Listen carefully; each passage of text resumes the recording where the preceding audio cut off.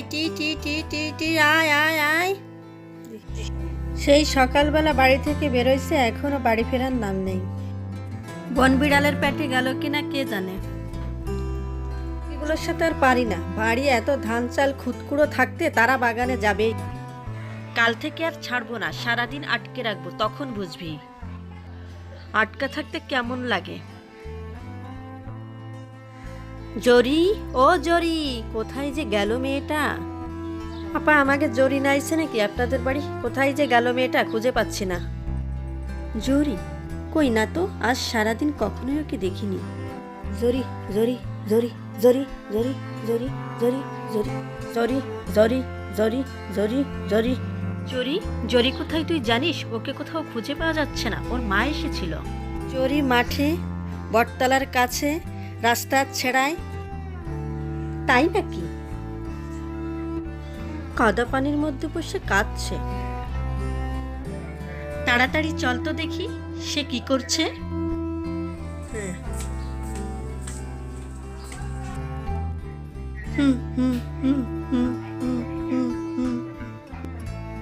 আহারে বেচারি, ভয় নেই, আমরা এসে গেছি। মুরগিগুলো তো দেখছি এখানে। মেয়েটা যে কোথায় গেল, কি যে করি, কত জায়গায় খুঁজলাম। এই যে জরি, ও জরির মা, মাঠে কাদার মধ্যে পড়ে কাঁদতেছিল। এই তুই মাঠে গিয়েছিস কেন? তোকে বলেছি না বাড়ির পাশে খেলতে। থাক, এখন আর কিছু বলো না, হাত পাও ধোয়ে ঘরে উঠাও। মনে হয় খুব ভয় পেয়েছে। কিছু খাওয়ানোর আগে হুজুরের কাছ থেকে একটু দোয়া দুরুদ পড়ে এনে খাওয়াইও। ওর বাপ বাড়িতে নাই, বাড়ি এসো, তারপর দেখি। চল, হাত মুখ ধুয়ে দিই। আপনাকে অনেক ধন্যবাদ বুবু, আপনার এই ঋণ আমি কোনোদিন শোধ করতে পারবো না। জরিমা, ও জরিমা। রাবিয়া, তুমি এসেছো? তাড়াতাড়ি একটু মসজিদে হুজুরের কাছে যাও। জরি মাঠে গিয়ে কাদায় পড়ে গিয়েছিল, খুব ভয় পেয়েছে, ওর জন্য একটু তেল পাড়ি পড়া নিয়ে এসো। মা জরি, তুমি নাকি মাঠে বটতলার কাছে গিয়েছিলে? বাবা বাবা, ওই বটগাছটা না আমাকে ডাকছিল, তাই আমি ওখানে যেতে গিয়েছিলাম। কিন্তু মা জরি, বট গাছে তো দুষ্টু জিন থাকে, তুমি আর ওখানে যাবে না। বাবা, জিন কি?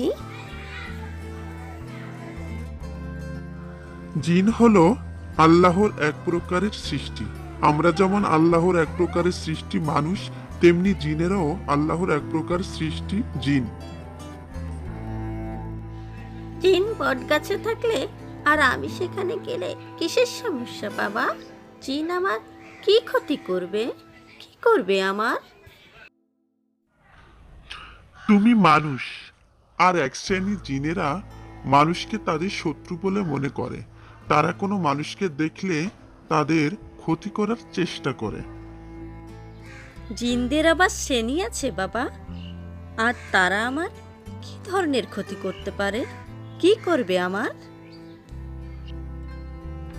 হ্যাঁ মা, জিনদের মধ্যে শ্রেণী আছে।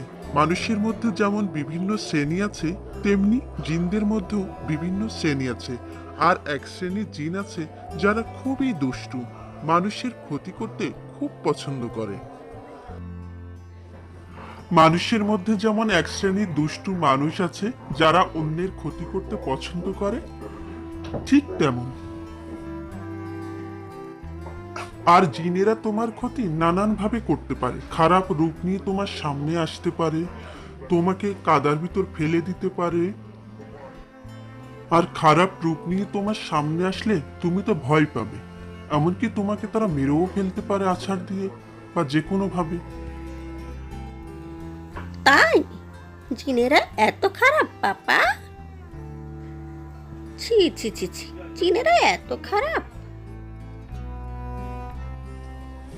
হ্যাঁ মা, তাই তো বলছি, আর কখনো তুমি মাঠে বটগাছের কাছে যাবে না, একা একা তো যাবেই না। বাড়ির মধ্যে খেলবে, মার কাছে কাছে থাকবে আর মনোযোগ দিয়ে বই পড়বে। ঠিক আছে পাপা, আমি আর একা একা মাঠে যাব না, বাড়ির মধ্যে থাকবো, বাড়ির মধ্যে খেলবো, মার কাছে কাছে থাকবো।